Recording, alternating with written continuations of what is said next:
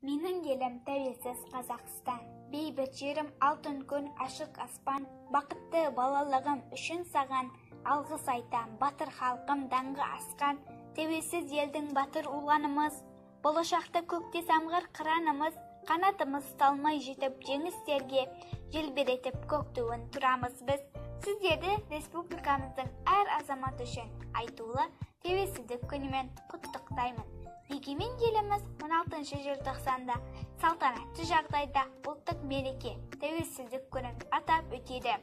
Қазақстандықтар алмағайып өтпелі кезеңнің барлық қиындықтарын жеңіп, әлемдік сахнаға көтерілді.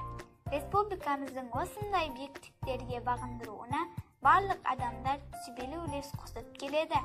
Ұрпақтарының ырысы ортаймасын, намысы тапталмасын деп көксеген ата-бабамыздың арманы орындалған осы шақта баршаңызға бақыт, береке, денсаулық, байлық тілеймін. Еліміздің ертеңі жолындағы еңбегіміз жана берсін.